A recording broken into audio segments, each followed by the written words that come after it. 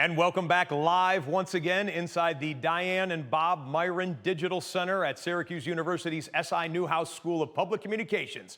I'm Scott Hansen, pleased to be with you, going through 16 hours of commercial-free Cuse content. And our boost to the Cuse broadcast continues at 4:44. We've obviously been starting each one of these at 44 minutes past the hour. You know why, we know why, but it seems like appropriate at 4:44 p.m. here, local time at Syracuse, to spend a moment talking about the significance of our iconic number. It is the stuff of legend, thanks to three incredible talents who are forever enshrined in Syracuse University's Ring of Honor.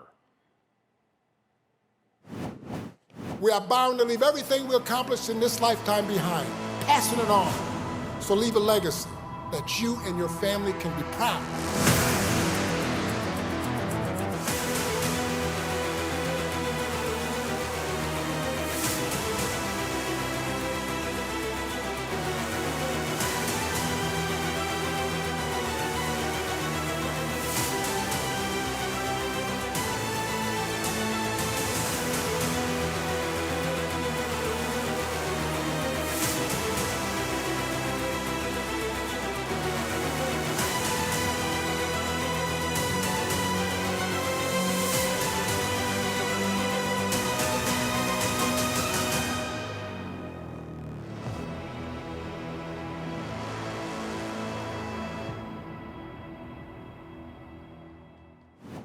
Legends, legends, legends. In addition to being in the Ring of Honor at the Dome, we have statues honoring Jim Brown, Ernie Davis, Floyd Little. They stand alongside with former head coach Ben Schwartzwalder at Plaza 44 in front of the Ensley Athletic Center. Now, no one has worn the number 44 for the football team at Syracuse since Rob Conrad back in 1998. Shout out to the big back.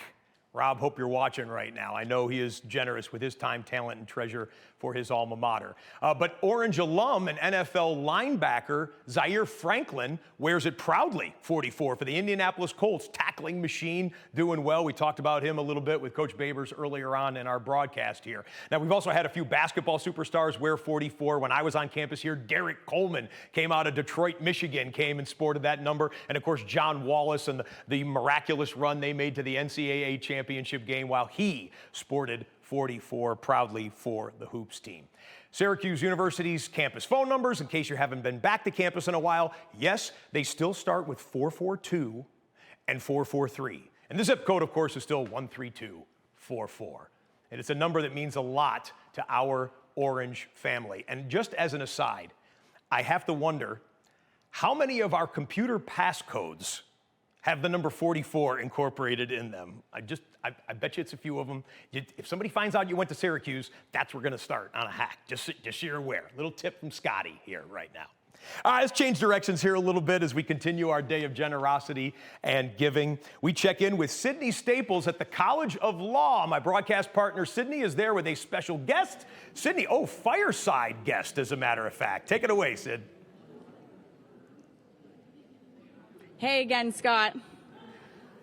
How you doing? Doing real well. We have a special Professor setup. Rick Reisman, and I am so excited to have you. And of course, the entire broadcast team is excited to have you. It's actually a lot cozier where we are right now, since we're placed in front of this fireplace. Fireplace here. Yeah, it started raining outside, and me and my awesome best friend Matt Kibbe we were braving the rain to come talk to you today. Oh, well, we appreciate that very much. The whole school appreciates your coming and promoting Boost Cuse for the law school and for the university. It celebrates our relationship with the university and with fundraising, and it combines all sorts of fun events, and we raise good money for it, and it also gives the students a sense of community. And it gives the students a sense of supporting the university. And today's events, after this, we're going to have the student class act meetings, which are meetings of the students that raise money for their class gift to the law school. It can be a cash gift. It can be a gift for all of the students. It depends. And they raise money for that. And it's a wonderful, wonderful idea that's been going on now for many years. And also, we're going to have a pie throwing contest, which ought to be a lot of fun. And that raises money as well and gives us a little humility. You know, so when I first heard about this pie throwing contest and I was reading what exactly is going to be happening after this interview we're both having right now, I was thinking the classic like whipped cream pie, you know, you try to like throw it at somebody who's stuck in a wall's face, but I was told it's not necessarily that kind of pie. What pies are we looking at here? Well, that's a surprise. Ooh, okay. But I personally have had pie fights for my brother's birthday, and I put in a whole can of pudding and whipped cream on top of that with a crust. And it was rather impactful pie. I hope they're not that impactful. After all, we are a law school. We don't want any problems. And okay, so you can't necessarily give it away too much, but what is going to be happening? Can you divulge any kind of secret about this pie competition that the students are going to partake in? Oh, sure, yes. We're going to be throwing pies at some of the volunteer students and maybe some faculty and have some fun with that. And it's a good fundraiser, and it's a lot of fun to... A pie in the face, you can always get a laugh at a pie in the face. Look at the old movies, look at anything like that, and you know you always have fun with that. So it's a very fun event, and it's part of all of the activities that we're going on with today. Will you be one of the volunteers participating in this event? I have been, but not today. No, I dressed today, so I get an exemption. Awesome. Well, I know that you are a professor here at the law school who has had so much experience, both, you know, in the field and as a professor. And yes. I actually went on Rate My Professor to see some reviews. And what's interesting is a student actually said that you are sweet as pie, which I thought was really fitting for today. Oh, how perfect. Yes, I am sweet as pie, but I don't know about as sweet as some of the pies that are going to hit some people today, but I hope so. Well, now, in looking back on your 30 years of experience, yes. What are some of your favorite memories that you've had with your students? Oh, my goodness. There are just so many of them over 30 years. I would say my teams that I go to other cities with to compete with, we get very close with each other, and we learn together, and they're wonderful human beings, and they become great, powerful practitioners.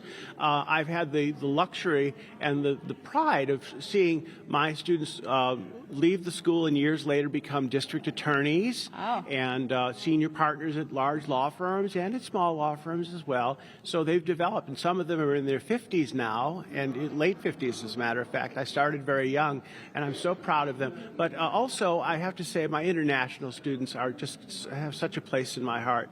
They come from all over the world, and I just love having them, and they're so smart, and they already have law degrees, and they're here to take the New York bar and study at the law school. And we also have SJD students, which are PhDs in law, and I love working with them because they're so smart too. Awesome. Well, okay, I wanted to ask you one more question here.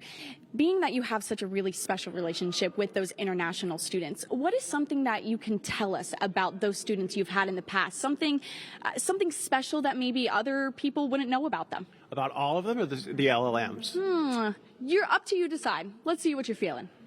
I would say their sense of social awareness for society and for Earth and for our planet, which has been wonderful.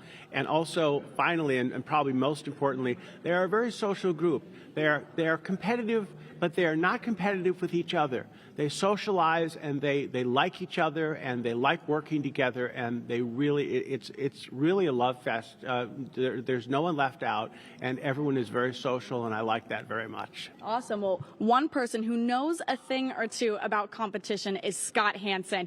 We're going to come back to you, Scott. I know this is a little different. It's not NFL red zone, but let's call it the orange zone today. So back to you, Scott.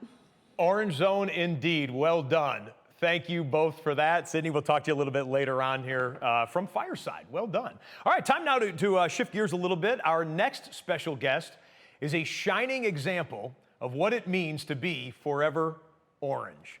Tracy Barish the chair of the Whitman Advisory Council and past president of the Syracuse University Alumni Association's Board of Directors, a 1989 graduate, the year that I arrived on campus, who is senior vice president and head of research, data and insights, business operations, and franchise planning for Turner Sports and Bleacher Report. There's no way all of that fits on one business card, Tracy. I need to see it to believe it.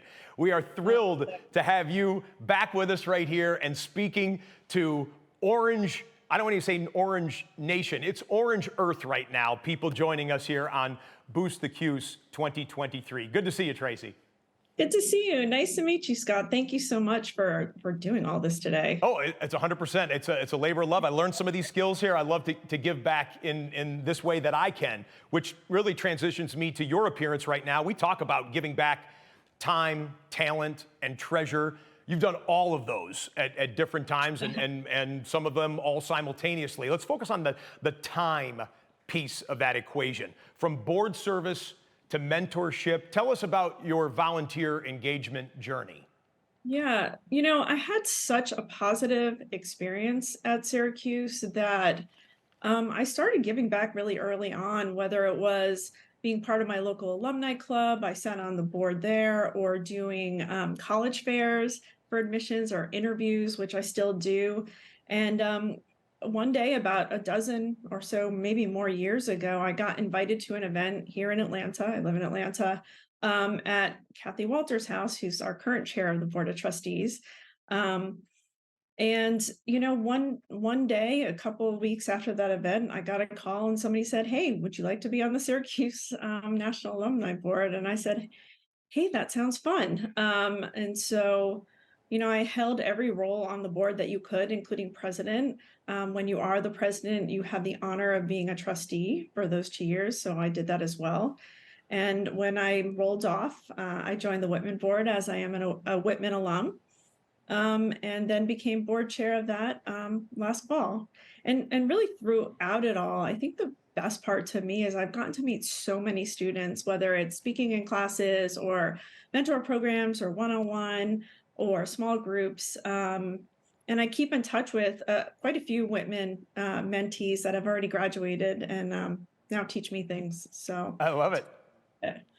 Well, so it's obviously important for you to stay connected, and you are a rock star for how much you have done and are doing for our great university here. How would you encourage others who might be watching this broadcast from a city well outside of New York State, maybe well outside of the United States, to say, I want to be a part, I want to be more connected. I'm inspired when I see all of these young men and women, former students who have gone on to impact our world, and the next generation and this generation who we hope will do the same. How would you encourage people watching? yeah, like you said, I think it's an orange world out there. Orange Nation is everywhere. I'm from the Northeast. I've lived in Florida. I've lived in Atlanta a couple times. I lived on the West Coast in California in 2 different cities. We're everywhere. I mean, anytime I see someone wearing an orange hat, you can just say "Go Cuse."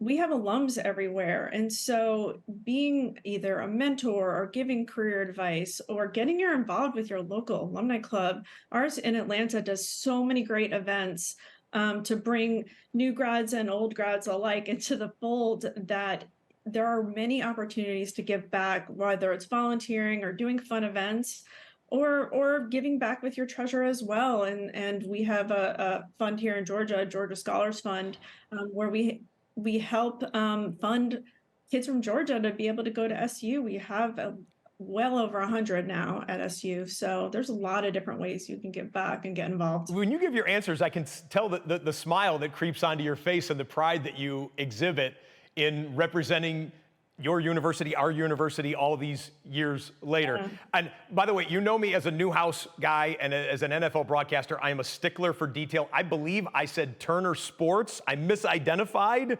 your, Right. Okay, it's Warner Brothers Discovery, yes? Yeah, we merge every couple of years, so Can we fix this in editing, ladies and gentlemen? Can we fine. fix it in editing? No, I apologize, Tracy, but I did want to make that correction for you and for your employer, obviously, as well. Well, changing gears, there's no delicate way to do this. I brought you on by saying a 1989 graduate. And that means that you were on on campus, a part of the university on that fateful day in late December, right before the holidays, 1988, Pan Am Flight 103, the tragedy Yeah. over Lockerbie, Scotland. I went to the memorial yesterday when I flew in from Los Angeles, and it still resonates with me. It was something that I learned about as a freshman coming on in 1989. What impact did that terrible event have on you and your classmates, and how have you tried, if at all, to use it as a positive to galvanize Syracuse University? Yeah, December 21st, 1988. To this day, when that day comes up, I don't forget. For me, I had just taken a final, and I think I was taking a nap actually, and a friend called and said, "Turn on the TV." And all we saw was a dark sky and a plane burning in the ground. And there were reports that, perhaps SU students were on it, but you got to remember back then, there was no internet, there was Yeah. no texting, Yeah. and you relied on news coming in slowly. And so, I had been to London the previous semester, so it was really fresh in my mind, and it was and still is probably one of the best experiences I've ever had as studying abroad. And so for our class being the last, the graduating class, I think it taught us to grow up fast. I think that, we had such a beautiful campus and we have such a beautiful community, and that we saw that no place is immune from hate that caused the tragedy, unfortunately. But I think on the flip side, to your point, it made us appreciate our SU community and our friends. And some of the dearest friends I have to this day are the ones I studied in London with, because it was such a meaningful experience. And so I would say, even 35 years later, the fact that the Remembrance Scholars and the Lockerbie Scholars are still some of the highest honors that students have, is akin to the weight that SU as a university has placed on the legacy of the students that we lost. And so I'm proud, and I go to that memorial every time I come to campus, because it's there and forever. And so very proud of SU for everything they've done when it comes. Are you unmuted?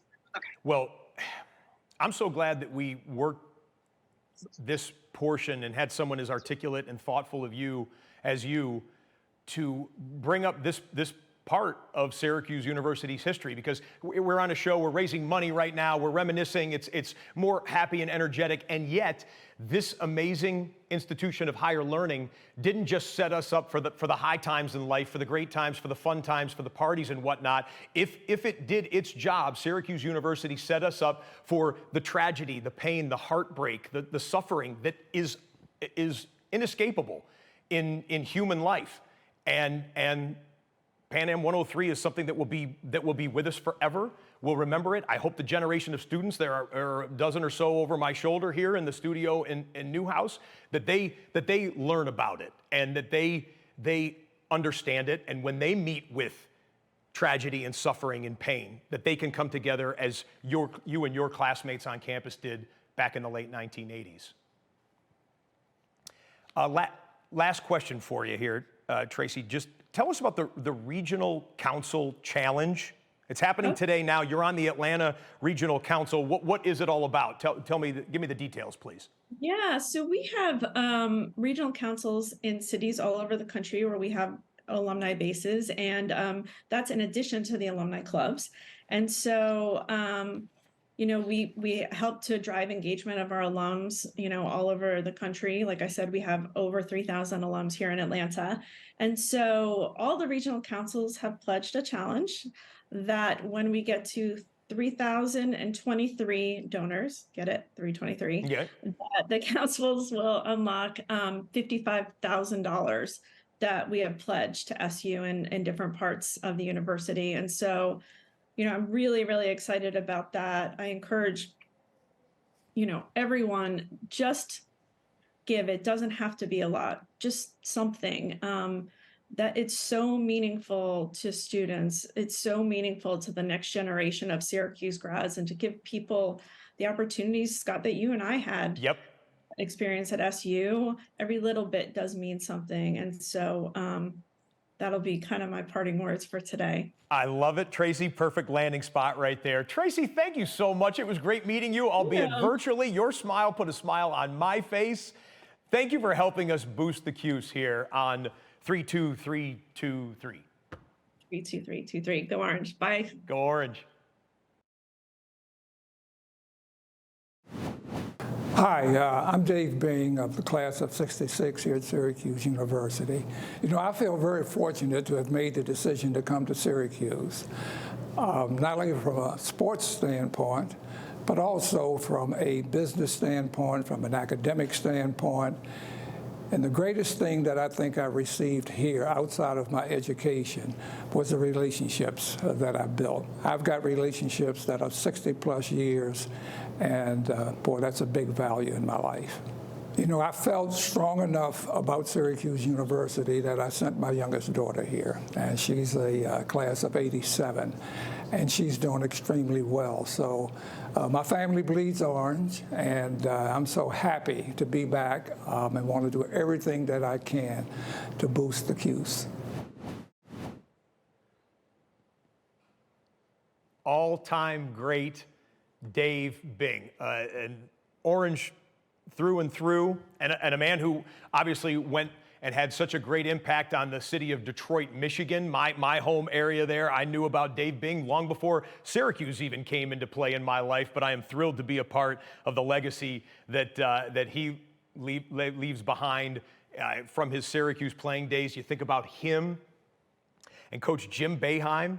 Coach would have been I believe Coach was a senior when Dave Bing was a freshman. They ended up rooming together. They were the elite basketball players on that Syracuse University men's basketball team back in the day. Coach Boeheim has gone on to do what he has gone on to do. And Dave Bing, one of the absolute best of us from Syracuse University. Well, from a man who helped put Syracuse men's basketball on the map to a woman who is bringing the buzz back to the women's basketball team here at SU. She's not with us here in studio on campus. She's not even on campus right now, but head coach Felicia Leggett-Jack joins us on Zoom from Columbia University. No, she hasn't gone trader or anything like that in New York City. It's because she is coaching one of the few teams, basketball, men or women, that are still playing here in late March. And she's got a big smile on her face because they're in the final 16 of the NIT tomorrow night. Coach Jack, great to see you. Thanks for joining us. Oh my goodness! Thanks for having me. I'm just in a dream come true right here. I'm representing Syracuse. I'm in the mecca of the world in the city, in New York City. I mean, it can't get any better than this. And guess what? I'm helping raise money for the best university in all of the country. Today is a great day. Let's go. I love it. So set the scene for us. We can see cars whizzing by you. You're on the bus. You're coming, going, practice. What's the schedule? What's the plan building up to try and push forward to the next round tomorrow night? We just got to New York City. We dropped our things in the hotel, and now we're heading to shoot around to get an idea how the gym is at Columbia University, because we got our hands full tomorrow at 7 p.m. to go up against one of the best Ivy League schools in the country. So we're going to try to get ourselves ready tonight. Oh, I understand that, but you know, as all of us who have followed Syracuse athletics know, when the Orange invade New York, it can get real serious. And I'm putting out a clarion call to each and every alum or friend or fan of Syracuse to get out there and support Coach Jack and the ladies tomorrow night as they try and advance to the next round. Coach, you said that, quote unquote, I'm coming home when you were named women's basketball coach here on campus. You know, you've been home for a year basically or so. What's home been like for you? What's the homecoming been like for you? It's been fantastic. You know, I've been in Buffalo for 10 years, and I might have had 10 family members come to Buffalo to watch us play, because Syracusans, they stay locked in to stay at home. And so now that I'm back at Syracuse and in the Dome, it's been loud and it's been crazy with my Leonard family. It's changed the attendance there. They are cooking for me. They come into my house and help me clean my house because I don't have time to do any of that stuff. So I'm around family, and it's amazing. I'm so humbled and I'm blessed. I hear you. And along the same lines there, you are blessed and you're trying to bless the next generation. You are trying to set up young women becoming women with not just athletic excellence, but you talk about character, academics, and basketball. And I think you specifically put them in that order. Tell me about the priorities that you try and instill in your team. Well, we're always important that, a lot of people want to be, all right, coach, I want to win. I want to win the champ. I want to win one for the Kipper.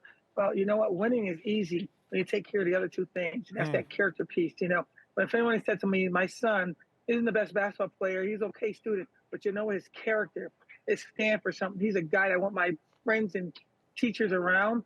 That will warm my heart. And so we always put character above everything.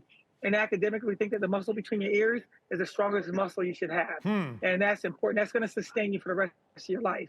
And so we will take the ball away from you if indeed you're not taking care of your academics. In basketball, I think I got a great coaching staff here. I think we got the best coaching staff in the country. We believe that we can coach anybody up. And it's evident today because we took a mid-major team that everyone thought that we couldn't do much to represent. And we took a team from maybe just survive it to 20 wins, and we're still playing. And so it says a lot about my coaches. It says a lot about our stick-to-itiveness, if you will. Don't judge me on my academics because that word doesn't exist. I love that word. It just makes me realize that you got to stay strong to what your moral compass is. And our coaches has done that. And here we are right now. We're just surviving and we're advancing. I love it. I love it. I love it. Everybody is rooting for you back here as well. We want to see you get it done there tomorrow night. I want to ask you, if I can, two more macro questions. First, about basketball here on campus. With Jim Boeheim's retirement, you are now the senior leader of either of the two basketball programs. Adrian Autry taking over. Now, he's orange through and through, but he is becoming a head coach now. What advice, if any at all, would you have for Red Autry as he goes into the main chair this upcoming season? He's a great coach. He's been doing this thing for a long time.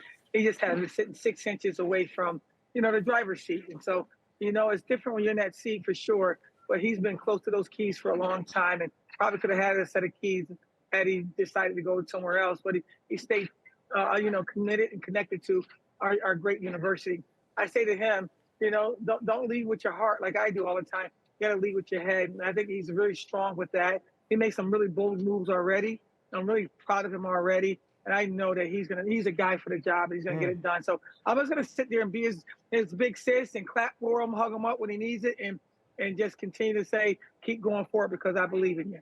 I'm going to pass that message along. We expect to have him a little bit later on here on the Boost the Cuse program as well. And really the last question I want to ask you is this, and this is a big one. When Coach Autry was promoted, obviously just recently, I got a text from one of my Syracuse college football teammates, Brian Tarrant, and he said, do you know what the significance of this is, of Red Autry getting that job?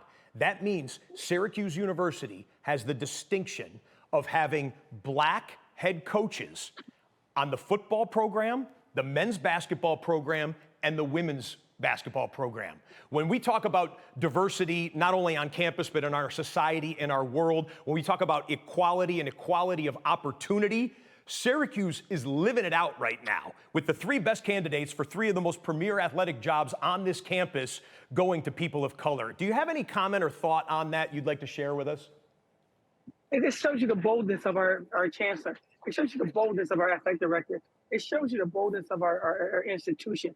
We are hiring the best people for the job that happen to be black. And it's going to come a time when that's going to be something we don't even notice because all people are going to be recognized for their greatness. You're going to see women coaching men in the collegiate level. You're going to see men coaching women, which you see already. They're going to get the best people for the job. But guess what? We're on the cutting edge. Everybody's going to follow our lead. Hire the right person for the job and the best person for the job and take away the complexion. And I think that's what we've done. I think that it's evident in the way our football team is going.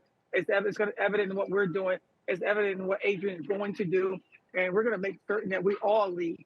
You know what? We have a great lacrosse coach too that we hired, and a great football men's lacrosse coach that we hired. We're #1 in the country in 2 categories, in soccer, men's soccer, and women. So we are all winning. We're here to create not just a winning situation, but a dynasty where we all win because we're Syracuse University. Boom. Ladies and gentlemen, watching this around the country, Syracuse Orange Earth, you can earmark a donation right now to Coach Jack and the ladies that are still playing here, getting into deep March right now, and help boost the Cuse through your donation to the athletic department, to the women's basketball department, and we're going to see them. We're going to see them keep marching on. Coach, give them, I don't know if you can even turn to them, and you don't need to do it right now. Tell them that we're all thinking about them right back here in Newhouse, on campus, and all around the world that watching this right now to be able to see them tomorrow night get it done. Coach Jack, thank you so much.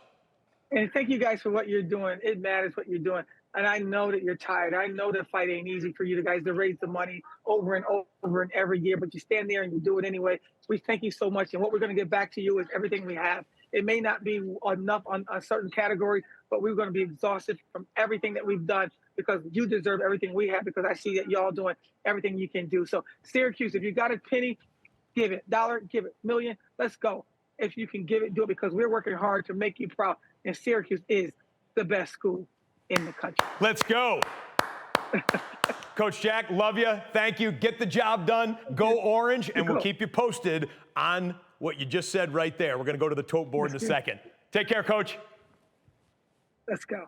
Man, she's coaching me up. I love it. I love it. And, well, this is an excellent chance right now to get a little drum roll going and see how we're doing. Again, ladies and gentlemen, I want to impress upon you something. We don't necessarily have a dollar goal in mind. Our goal is to get as many Syracuse connections, as many people, alums, friends, fans, family, having Syracuse ties to make any amount donation to make this day, our #1 day of giving for the year, as special and as profitable as it can possibly be. So, with that in mind, let's turn it over to a future sportscasting colleague of mine, somewhere, some way down the road. Right now, he is a current Syracuse senior, Ian Unsworth, at the leaderboard. Ian, take it away. Hey, Scott, after Felicia Leggett Jack's motivational speech, I'm pumped up for this triple box. Let's go. Let's go. We are more than halfway through Boost the Cuse, and we've also surpassed the halfway point of our giving goals. We're shooting for 6,000 donors this year, 51%. We are over 3,100. Looks like we're well on our way. So let's see where over $1 million have come from all of you this year. Let's make the map orange. 44, now 45 of the 50 states have gotten involved. Let's start in the Empire State. Why not? Over 1,200 gifts, over $200,000.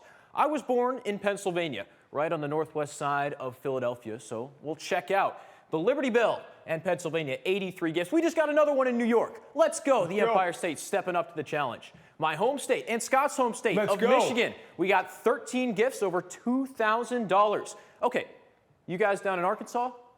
Let's pick it up, Arkansas. Mississippi? Let's get it rolling. Mississippi. There's orange down there. Let's go. We need a little bit more in Montana, Idaho, Wyoming. Let's pick it up. Around the world, we got a whole lot of support coming in from everywhere. 21 different countries, including New Zealand, India. We've got it down in South America. Everybody is chipping in. So let's scroll back up top because your donations aren't just coming from a lot of places, they're doing a lot of great things.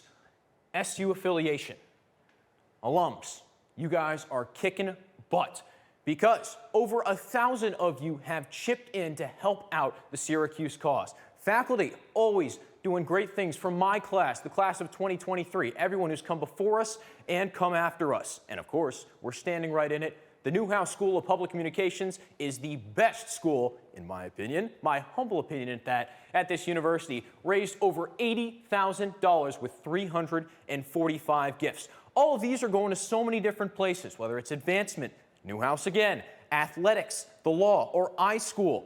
And you can see your name right here.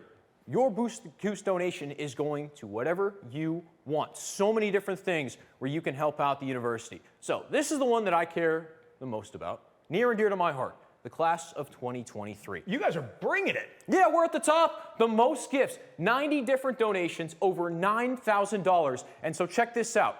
All of my fellow seniors who happen to be tuning in, if we can get 230 donations, so right now we're 140 away, and I got a couple out there in the crowd looking at me right now. Okay. If we get 230 donations, the chancellor will donate an additional $5K to the fund that's being supported the most by us seniors. We've only got about 6 weeks left. This place has given us some great dome moments, early morning Maxwell classes, and late nights on Marshall Street. We've all had a few. So let's leave it better than we found it. Let's donate, boost the Cuse, and see what Chancellor Kent Severud is helping us help out. So, all these total funds, there are so many different ways that we can support the university. The Newhouse Dean's Fund, again, at the top. The annual fund. The Men's Crew Fund is kicking butt. The men's crew team has actually raised the most money with over $55,000. So, as we scroll down here, our other athletic teams could pick up the pace. Men's soccer, the 2022 national champions, down at 7th. We just heard from Felicia Leggett-Jack, and that's boosted the women's basketball team up to over $1,500. 19 donations. Men's basketball down at 8. Scott, I'm a little surprised by that because we're going to hear from Red Autry in just about 2 hours. He's the new men's basketball head honcho, and he'll be with us at 6:44. And before that, we'll go to Boston, where we're gearing up for a special Syracuse University event tonight at the Boston Public Library. Sean McDonough, class of '84, is hosting that for us, and we'll check in with him live at 5:44.